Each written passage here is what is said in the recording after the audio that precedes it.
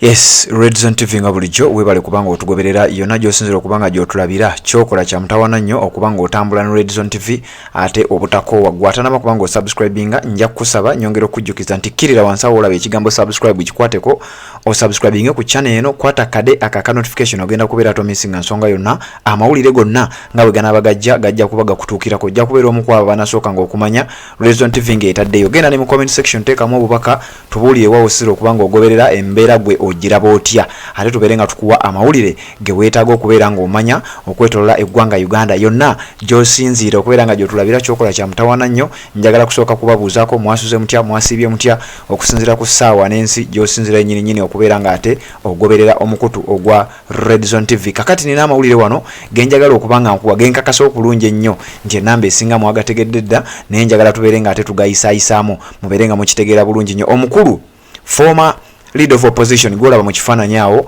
amanyiddwa nga Honorable Mathias Mpuuga Nsamba oluvannyuma lw'okuba nti emyaka gye 2 n'ekitundu gyaggwako nga leader of opposition yaweereddwa obukadde 500 half a billion obukadde 500 kibeera kitundutundu ky'akawumbi kitegeeza kwabuzeeko obukadde 500 byokka omukulu abeere nga yeewangulira akawumbi k'essente kano zino ssente zaaki ssente zino ngenda kuwa ebizikwatako nkuwulire n'engeri lwaki baazimuwadde era zaatandika ddi ngezezaako okukola okunoonyereza nendaba ba leaders of opposition bonna ababadde bajja babeera mu ggwanga Uganda era nsinzidde mu mwaka gwa 1961 ngenda kuba ngambikuwa naye nga sinaba kubanga ngenda eyo omukulu Honorable Mathias Mpuuga Nsamba afunye $5,000,000 eza siringi za Uganda bazituumye service award okitegedde era batugambye Parliament rewards ex leader of opposition Honorable Mathias Mpuuga Nsamba with 500 million Ugandan shillings afunye $5,000,000 eza siringi za Uganda nga service award sente zino zijja zitya bana Uganda bagudde mu lukwe oba bagudde ku mawulire agabeewunyisiza agashookinze ensi ng'omukulu Honorable Mathias Mpuuga Nsamba aweebwa obukadde bwa siringi 500 eza siringi eza Uganda sente zino zaatandika era mu kisanja kino ekya Honorable Mathias Mpuuga Nsamba nga wenkugambye nti ngezezaako okukola okunoonyereza nzireko emabega ndabo baba ddala ne ba leaders of opposition abalala bazze nga bafuna sente zino naye ngenzo kizuula nga tebazifuna sente zino zitandikidde ku mulembe gwa Honorable Mathias Mpuuga Nsamba era okusinziira ku kunoonyereza kwenkoze okusinziira ku nsonda enekusifu ziraga nti sente zino era olutuula lwatuula mu ofiisi ya speaker olutuula luno sijagamba nti lwali lwakyama naye tekwaliko mubaka wa opposition yenna eyali mu lutuula luno meeting eno yakubibwa wakati wa Honorable Mathias Mpuuga Nsamba speaker wa parliament era mu kye bayita boardroom eya speaker ku parliament ku kizimbe kya parliament zalinga ennaku z'omwezi 6 omwezi ogwokutaano omwaka gwa 2022 Mathias Mpuuga ndoza yali yakamala ekisanja omwaka gumu yali atuuka mu makati g'ekisanja kye ne batuula n'abamu ku bakungu okuva mu kibiina kya NRM era nga bwe nkugambye nti tekwaliko mubaka wa opposition yenna okujjako leader of opposition yennyini yaliko amanyiddwa nga Honorable Mathias Mpuuga Nsamba meeting eno eyaliwo ng'ennaku z'omwezi 6 omwezi ogwokutaano 2022 mu speakers boardroom ku parliament y'eggwanga Uganda meeting eno badiscussinga ne bagamba naye mulaba mutya omukulu leader of opposition Mathias Mpuuga olonga yaliko era nga mu meeting yalimu ng'oludde oluvuganya yekka mulaba mutya tukwatangayo obukadde 500 ne tubeera nga tubumuwa nga service award abakulu bonna abaaliwo engeri gye wataaliwo opposition n'omu bonna bakkiririza mu kintu kimu ne bagamba ye wamaaji wadde omuliro tujja kuzimuwa speaker Anita Amongo leader of opposition yaliko Honorable Mathias Mpuuga parliamentary commissioners omusajja amanyiddwa nga Solomon Sirwani Prose Akampulira Mbabazi ne Esther Afoyochani be bali mu meeting eyo naye nga mulimu n'abaali balina okubeeramu ne batasobola kujja kwaliko deputy speaker Thomas Tayebwa kwaliko prime minister Robin Nabbanja kwaliko finance minister w'ensonga z'ebyensimbi amanyiddwa nga Matiya Kasaija bano tebaaliwo era beetonda ne bategeeza nti tubadde tulina okubeera nga tubeerawo naye tetusobodde abaali balina okubeerawo kwaliko Thomas Tayebwa Robin Nabbanja ne Matiya Kasaija tebasobola kwatendinga meeting eyo ng'ennaku z'omwezi 6 mwezi gwa 5 2022 nkugambye kino kitandikidde mu kisanja kya Mathias Mpuuga kyennyini kubanga ngezezzaako okudiginga deep ngezezzaako okunoonyereza okuddako akatambye mabega nga tewaliyo leader of opposition yenna yali afunye ssente zino mu Semanya Service Award. Baateekawo kye bayita Service Award Review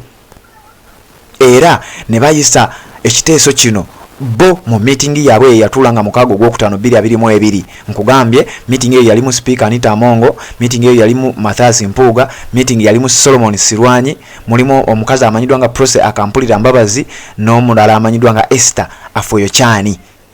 Thomas Tayebwa teyajja, Robin Anabanja teyajja, Matia Kasayija teyajja naye nga balina okubeeramu. Wabula ate waliwo abalala abayingira mu meeting eno era abaalimu kwaliko kiraka wa Parliament Adolf Mwesije ne deputy we, kwaliko Henry Yoweri Waiswa, kwaliko Paulo Wabwire.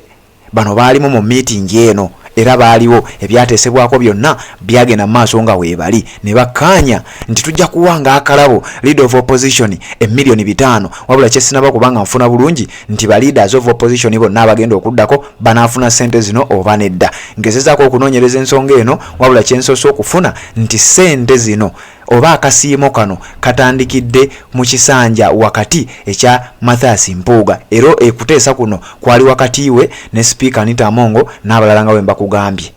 Okuviira ddala mu mwaka gwa 1961 Uganda ebadde ne ba leaders of opposition tewaliwo yali afunye kasiimo ka ssente ezo yadde akasiimo akali mu kategori eyo nti Semanya Service Award kubanga alina benefits zaafuna already nga leader of opposition, alina ssente zaafuna already ne benefits endala zaafuna ng'omukungu wa government oba ng'omukozi mu parliament y'eggwanga Uganda. Nzizeyo kemabega nenkebera mu ba leaders of opposition abazze babeerako 1961 paka 1962 kwaliko Dr. Milton Obote, 1962 yali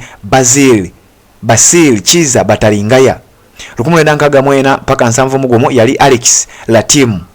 Dr. Paul Kawanga Semwogere n'abeera leader of opposition 1980 paka 86. Awo tewaddamu kubeera paka mu mwaka gwa 2006 ne 2010 yali Professor Morris Ogengara Tigo yali leader of opposition teyafuna ku ssente ezo.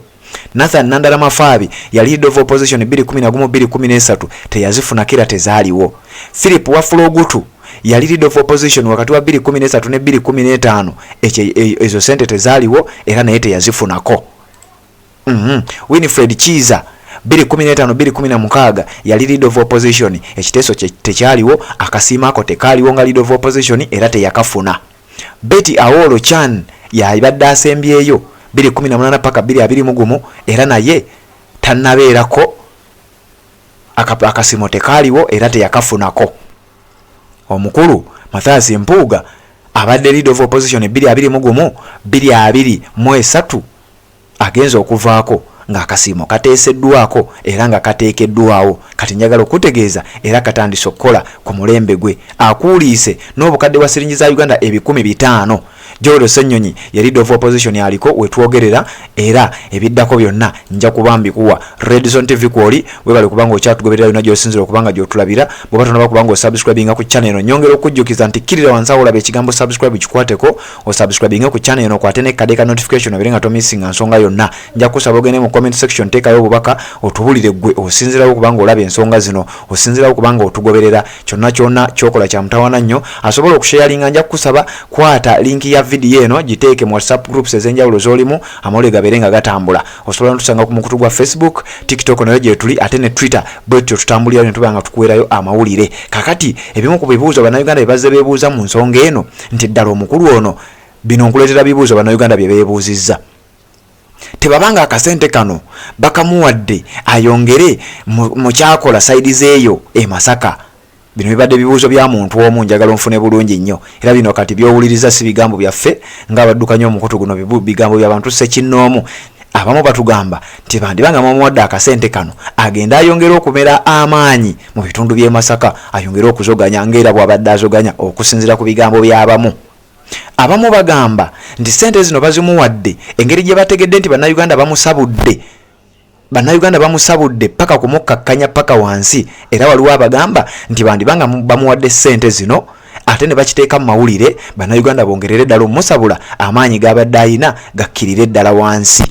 Ebyo bigambo byabamu ku bantu abatugoberera wano ku mukutu ogwa Red Zone TV. Era abamu babuuziza ekibuuzo, lwaki akasiimo kano sente zino zitandikidde wakati mu kisanja kye, ababaka abalala ba leaders of opposition abalala baze babeerawo nga tebafunye ku sente zino.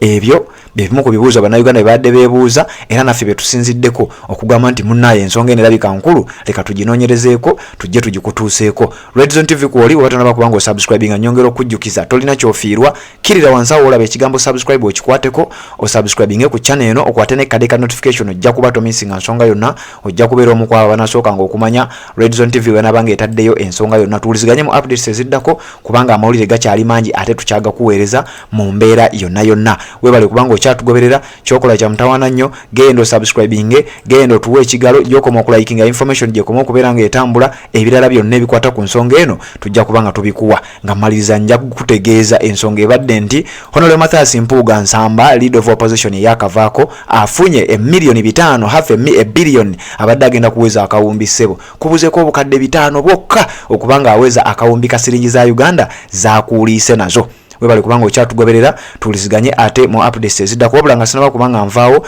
nyongera okujjukiza nti ate gwayagala okubanga otusupportinga mu nsonga z'okubanga tukolera ebintu by'okuzimba, ojja kuyita ku nnamba ezo z'olaba wansi, tukwasaganyiza eby'okuzimba ebiri ku mulembe.